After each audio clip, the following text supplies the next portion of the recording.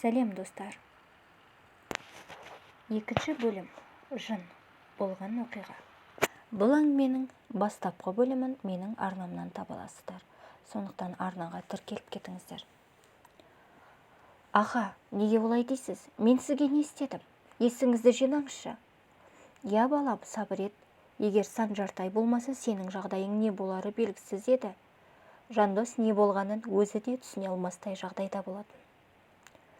Өзгелерге өзін Санжар буындырғанын айтса да, ешкім сенбесін біліп үндемей қоя берді. Санжарды көзден таса қылмай бақылап жүрді.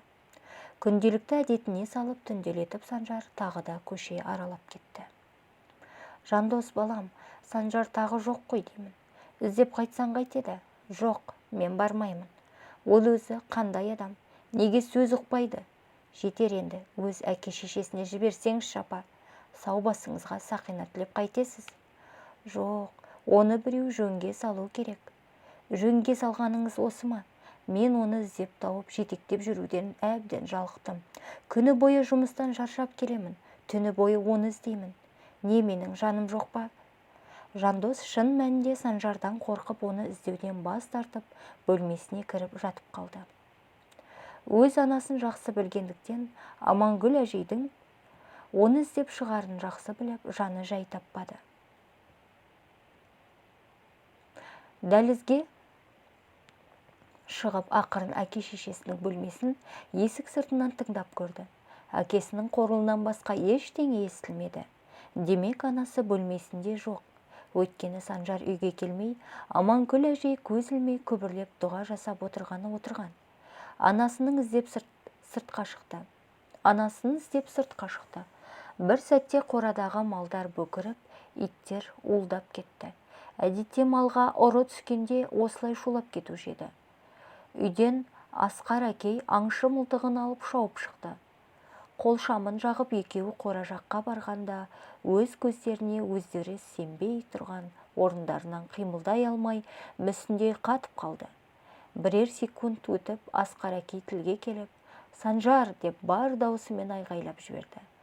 Санжар өз әжесі Амангүлді мал байлайтын арқан мен мойнынан байлап жатқан болатын. Атасының дауысын естіп, өзі байлап жатқан әжесін көріп, шошып, артқа бір-екі қадам тастап, есеңгіреп құлап қалды. Асқар мен Жандос жүгіре барып, Амангүл әжейді босатып алды. Жандос ашудан көзі көр соқыр болып Санжарды аямай ұрып соқты. Сен не, есіңнен адасқансың ба? Не бүлдірдің? Балам, қазір төбелесетін уақыт емес. Анаңды көтеріп үйге жеткізейік. Жандос анасы көтеріп үйіне кіргізді. Алла сақтап, еш жеріне зақым келмеген екен. Қорыққанынан есінен танып қалған болу керек. Санжар өзін қоярға жер таппай, ары-бері тырнағын тістеп, өзін-өзі ұрып жүгіріп жүр. Асқар әкей оны сабырға шақырып, не болғанын анықтамақ болды. Балам, не болғанын толық баяндап берші. Не үшін әжеңе олай істедің? Білмеймін, ата, түсіне алар емеспін. Үйге келе жатқанымда қараңғыда белгісіз біреу қара өгізді есік алдында бос жүргенін айтты. Қарасам, расымен бос жүр екен. Қораға сүйреп апарып байлай бастадым. Сіз айқайлаған соң байлап жатқаным өгіз емес, әжем екенін көріп, шошып кеттім, ата. Осылай айтып, өзі де қалтырап, дірілдеп, атасын құшақтап жылап жіберді. Одан әрі тергемек болған, алайда Санжар сөйлей алмастай жағдайда болатын. Зәуре түні бойы енесінің жанында болды. Ал Санжардың атасы қарауылдап жанында отырды. Амангүл әжей немересіне алаңдап, көзі жастан құрғамады. Үйдің тыныштығы бұзылды. Ағаларын өлердей жақсы көретін Жандостың ұл қыздары одан қорқып қашып жүр. Емін-еркін аулада ойнаудан қалды. Тіпті Зәуренің өзі шошынып, үйде жалғыз қалудан қорқатын болды. Көп созбай Санжардың жағдайын өз әке-шешесіне хабарлады. Бар жұмысын тастап, Нұржан ауылға жетіп келді.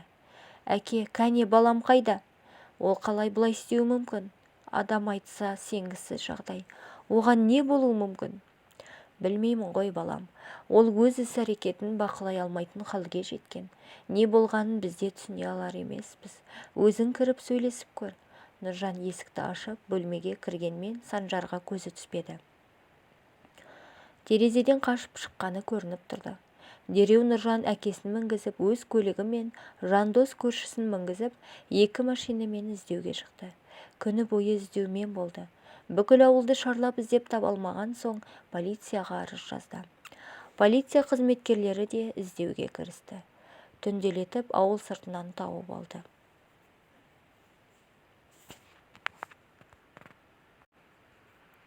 Балам, ұлым, құлыным, сен мұнда не істеп жүрсің? Әке, сіз келдіңіз бе? Не үшін келдіңіз? Сені алып кетуге келдім. Жүр балам, көлікке отыр, қалаға қайтамыз. Жоқ, мен ешқайда кетпеймін. Мені жіберіңіз. Балам, қарсыласпа, жүр деймін. Нұржан баласын күштеп көлікке мінгізіп қалаға қарай жол тартты. Бірден ауруханаға алып барды. Дәрігерлер сараптама бастады. Жалғыз өзін бір бөлмеге орналастырып медбике қан тамырына ине салып шығып кетті. 5 минуттай уақыт өтіп қайта кірген медбике адам айтса сенгісіз көрініске куә болды. Қан тамырына ағуы тез сұйықтық керісінше ағып, шыны бөтелкеге керісінше қан тамып тұрды. Неше жыл жұмыс істесе де мұндай жағдайға кезікпеген медбике айғайлап жіберді. Дереу аурухана қызметкерлері жинала кетті. Бұл көрініске бәрі таңданып, ештеңе түсіне алмастай әбден сасып қалды. Дәрігер инені суырып алды. Нұржанды бөлмесіне шақырып, Санжардың ешбір ауруы жоқ, ақыл-есі дұрыс екенін айтып, ауруханадан алып кетуін сұрады. Нұржан баласын жетектеп, анда-мында шауып жүріп, ең мықты деген дәрігерлерге қаратса да, ешбірі Санжардың денсаулығынан кінәрат таба алмады. Зәуре есі ауысқан қайын інісінен құтылғанына мәз болып, үйде тыныштық орнығар деп емі-еркін жүргенімен, артынан біреу аңдып жүргендей сезіліп, бойындағы үрейден арыла алмады. Таңертең ерте тұрған Зәуре дәліздегі кілемге төгілген суды аяғымен басып кетті. Бөлмесіне кіріп шұлығын ауыстырмақ болғанда, шұлығынан шығып тұрған зәрдің иісін байқап жиіркеніп қалды. Дәлізге шығып әлгі жерді иіскеп көрді. Ол жерден де зәрдің иісі шығып тұрды. Біреудің кіші дәрет сіндіріп кеткені айдан анық. Алайда ол кім болуы мүмкін деп Зәуре ойлана кетті. Бөлмесінен шығып келе жатқан ұйқысы ашыла қоймаған Аманкүл әжеге айтып еді, ол да таңырқап қалды. Үйде Жандостың 2 баласы ғана бар. Үлкені Алмас 7 жаста. Ол түнде жалғыз өзі қорқатындықтан сыртқа жалғыз шыққан емес. Ал кішісі Арнұр 8 айлық бесіктегі бала. Ендеше кім дәрет сындырып кетуі мүмкін деген сұрақ екеуін де ойландырып қойды. Зәуренің бойындағы қорқыныш арта түсті. Артынан біреу қалмай аңдып жүргендей сезінеді де тұрады. Кілемді кір жуатын ұнтақпен әбден тазалап жуып сыртқа шығып келген соң, дәл сол дәлізде екінші бір жерге тағы да біреу дәрет сындырып кеткенін көріп шошып кетті. Апа, бері келіңізші. Келін не болып қалды? Неге шошып тұрсың? Апа, мынаны қараңыз. Мен жаңа ғана ана жерді жуып тазалап кеткен болатынмын. Енді міне мына жерге тағы да біреу ластап кетіпті. Ой Алла, бұл не болды сонда? Білмеймін, апа. Мен қорқайын дедім. Ой шырағым, қорықпа. Бұлай істейік, мен осы жерде қарауылдап отырайын. Кәне кім білдіреді екен? Сен мына жерді тазалап ал. Аманкүл әжей бірнеше сағат сол жерден қимылдамай қарауылдап отырды. Тіпті түскі асын да сонда ішті. Бесін намазын оқымақ болып дәрет алу үшін сыртқа шыққаны сол еді.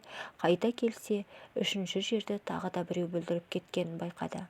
Келінін сабырға шақырып жүрген Аманкүл әжейдің өзінің бойын қорқыныш жаулап алды. Жандос жұмыста, Асқар әкей малдарын айдап кеткен. Бүлдіріп жүрген Алмас деп, ене мен келін екеуі далада ролик теуіп жүрген Алмасты шақырып алды. Әже, айта беріңізші, мына роликті киіп шешу қиын, ойнағым келіп тұр, үйге кірмей-ақ қояйыншы. Бері кел дедім саған. Ал айта беріңіз, мына жерде сен бүлдіріп жүрсің бе? Жоқ, олай емес, мен далада жүрмін ғой, үйге кіргенім жоқ. Шыныңды айт деймін. Мама, әже, мен емес деймін, ролик теуіп жүргенімді көріп жүрсіздер ғой. Екеуі де алмас емес екенін іштей сезіп тұрды. Олай болса кім білдіреді? Ол жағы жұмбақ күйінде қалды. Аманкүл әжей намаз оқуға бөлмесіне кіріп кетті. Зәуре бесікте ұйықтап жатқан баласын қорқа-қорқа бөлмесіне тастап, дәрет қатты қысып тұрған соң енесінің намаз оқып болғанын күте алмай, дәретханаға шығып кетті. Енді барып отырғаны сол еді, Алмас роликпен зырылдап келіп Арнұрдың жылап жатқанын айтты. Үйге қарай зырдай жүгіре барған Зәуре қорыққанынан тіпті талып қала жаздады. Бесікте байлаулы жатқан баласы шешіліп жерде ойнап жатты. Әдетте қатты күшеніп бас жағы ғана босанып аяғы байлаулы күйінде салбырап жатушы еді. Бұл жолы олай емес. Бесік бауы түгел шешіліп алынған. Баласын жерден жүгіре көтеріп, енесінің бөлмесіне қарай кірмек болғанда, төртінші жердегі зәрді тағы басып кетті. Аманкүл мен Зәуре балаларды алып үйге кіруге қорқып, Асқар мен Жандостың келуін күтіп, сыртта отырды. Үйде жын шайтан бар деп ұйғарып, Асқар ауылдың имамын ертіп келді.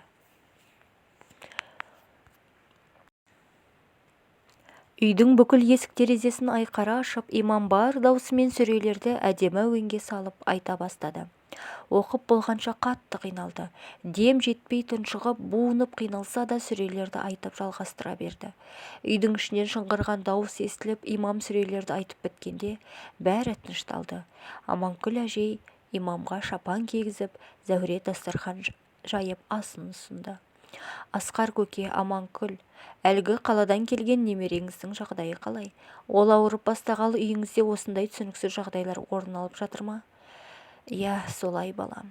Үйіңізді жындар мекен етіп алған екен. Менің ойымша ол балаға жын кірген болу керек. Сосын сіздерге де бір-екі сұрағым бар еді. Сіздер қаншалықты бисмиллах деп жиі айтасыздар? Кемпір екеуміз күніне 100 айтамыз-ау, бірақ мына балалар айта бермейді. Міне көрдіңіз бе, осы себепті де сіздің үйге жындар жайлаған. Әрбір мұсылман тамақты ауыз алмас бұрын бисмиллах, яғни Алланың атымен бастаймын деп айтуға қажет. Кісі үйіне кіргенде және тамақ жейтін кезінде Алланы есіне алса, шайтан бізге бұл үйде түнейтін орын да, кешкі ас та жоқ дейді. Ал үйіне кіргенде Алланы есіне алмаса, біз түнейтін орын таптық дейді. Ал тамақ жейтін кезінде Алланы есіне алмаса, шайтан біз түнейтін орынды да, кешкі асты да таптық дейді. Жын қанша жерден адам баласының дұшпаны болғанымен, Құран мен сүннет олардың қорғанудан жолдарын көрсеткен. Оның ең басты тәсілдері Аллаға жақындау, оның бұйырғандарын орындау, Құран мен сүннетте келген дұғаларды оқып жүру. Ал енді тағы бір сұрағым бар. Фатиха, Ықылас, Нас, Фалақ сүрелерін үйде оқып тұрасыздар ма?